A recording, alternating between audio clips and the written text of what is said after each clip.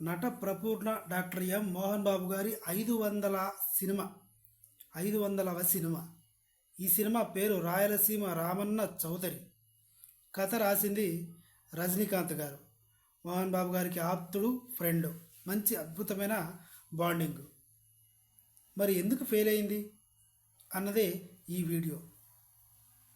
రజనీకాంత్ గారి కథ అని అప్పట్లో అందరికీ తెలుసు. అరుణోదయ ఎంటర్ప్రైజెస్ అనే పేరుతో ఉంటుంది. కథ అరుణోదయ ఎంటర్ప్రైజెస్ అని ఉంటుంది. కానీ రజనీకాంత్ గారి పేరు ఉండదు. ఒకవేళ రజనీకాంత్ గారి పేరు ఉండింటే ఇంకోలా ఉండేది. రోజుకి ఒక 100 మంది ప్రేక్షకులు ఎక్కువ వచ్చేవారు. స్క్రీన్ మీద కానీ పోస్టర్ మీద కానీ ఈ కథ రాసింది రజనీకాంత్ గారు అని ఎక్కడా పడలేదు.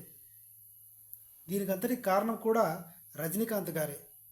నేను రైటర్గా స్టోరీ నీకు అందించినట్టుగా పబ్లిసిటీ వద్దురా, అరుణోదయ ఎంటర్ప్రైజెస్ అని పెట్టేస్తే సరిపోతుంది అని ఆయనే హింట్ ఇచ్చాడు.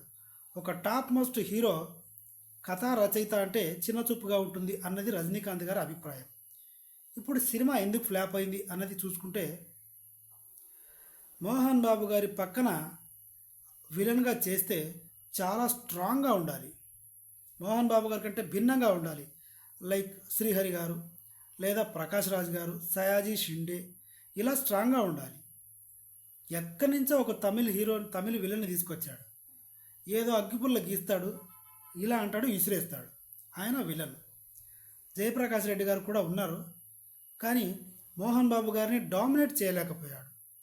కంప్లీట్గా ఈ సినిమాలో చూసుకుంటే మోహన్ బాబు గారు తప్ప ఎవడూ కనపడ్డు. One men show. దీనివల్లే సినిమా దొబ్బింది. ఆపోజిట్లో స్ట్రాంగ్ విలన్ లేడు. మోహన్ బాబు గారు వేసే పంచులకి, ఆ ఎమోషనల్ డైలాగులకి ఆపోజిట్ కౌంటర్ వేయడానికి లేడు. అందుకే వన్ మెన్ షో. తన తండ్రి పోగొట్టిన ఆస్తుల్ని బలవంతంగా లాక్కోవడమే రాయలసీమ రామన్న చౌదరి చేసే పని. అది దేవుడి గుడే, విగ్రహమా, ఏది సంబంధం లేకుండా లాక్కోవడం. దేవుడు అనేవాడు లేడు, మనిషి అన్నవాడే దేవుడు. ఈ కాన్సెప్ట్లో రాశాడనమాట రజనీకాంత్ గారి స్టోరీ. అందుకనే వన్ మ్యాన్ షో అయింది. దేవుడు లేడు, నా స్థలం నాది, నా డబ్బు నాది, నా సంపాదన నాది, నా మంచితనము, మనుషులే దేవుళ్ళు అనే కాన్సెప్ట్లో మోహన్ బాబు గారు అద్భుతంగా నటించారు. కానీ కథ పబ్లిక్కి నచ్చకపోవడానికి కారణం ఏంటంటే ఈ ఎలిమెంట్స్ అయితే లేవు. విలన్ సరిగా లేడు. మోహన్ బాబు గారి కొడుక్క ఇంకో మోహన్ బాబు డ్యూయల్ రోల్ చేశాడు. అసలు అతను లేకున్నా కూడా సినిమా బాగానే ఉంటుంది అనే విధంగా ఉందన్నమాట.